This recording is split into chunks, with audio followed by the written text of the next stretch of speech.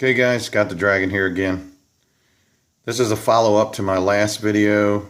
If you didn't see that, then let's call it an introduction to the Kawasaki Starter Clutch. On this particular model, it's over here on the side with the stator and rotor. On some 80 models and Suzuki models, Yamaha, a bunch of other ones, it's actually on the clutch side, so it's a little bit different, but I'm just going to give you a little introduction. I planned on showing you everything, but right now I'm frantically looking for the tool that removes this. And since I've moved from shop to shop and state to state, all of a sudden I can't find that thing. So, but one thing I really wanted to point out right away here to everybody who's watching this video is, imagine this thing being on here and being tightened up all the way. And the thing that I want to stress to you guys, very important, is this is a reverse thread. So tightening is loosening and loosening is tightening. So right now I'm going in the tightening direction, but it's actually loosening it. So So be careful when you get to this point, you go to try to take that thing off and you're hammering and hammering and it's not coming off. So you remove that bolt, okay, and this is where that tool goes I'm telling you about. There's threads in here, okay, and the proper tool, you would thread it in there and it was basically presses that thing off. I'm not sure if my puller is actually going to work on those threads or not. I'm going to check that out first. You can simply order one online. What I'll probably do is get a bolt and use a bolt. They say also the axle bolt, if your bike's all torn apart, the rear axle on this bike, the threads supposedly fit that or something. I don't know. I'll just go get a bolt and run it through there. You can order it, but I'm actually trying to get this done. I got my parts on the way, and I want to go ahead and get this all apart and ready before they come. If I order one, it'll take a week or two. May end up doing that anyway.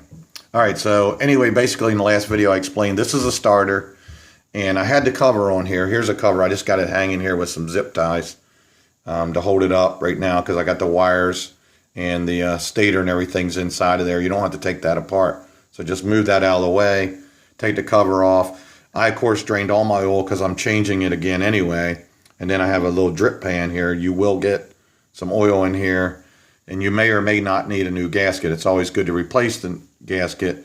But you may or may not need it.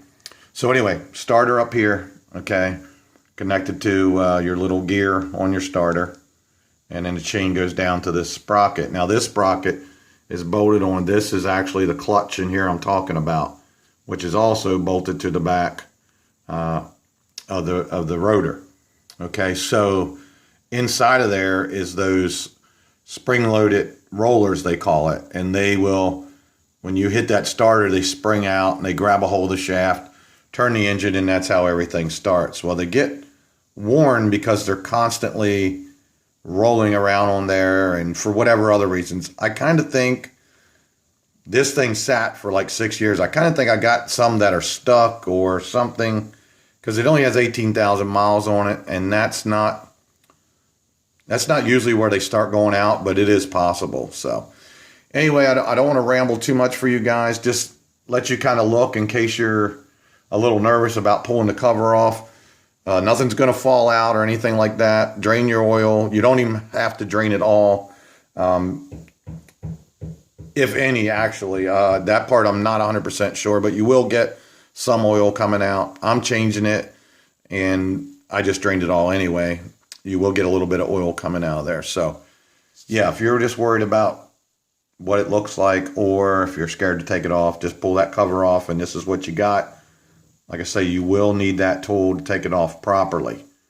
If you use another kind of puller, you could damage that thing, and it's going to cost you several $100s if you can even find one. So be very, very careful. When you do pull it, the whole thing comes off. The chain, this comes with it. The chain and that little sprocket will all come off. So you need like 4 hands to hold everything and grab it.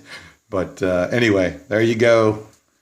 And stay tuned because I'll find something to get this thing off, and then I'll show you the rest of the story. All right, Dragon says stay tuned and peace out.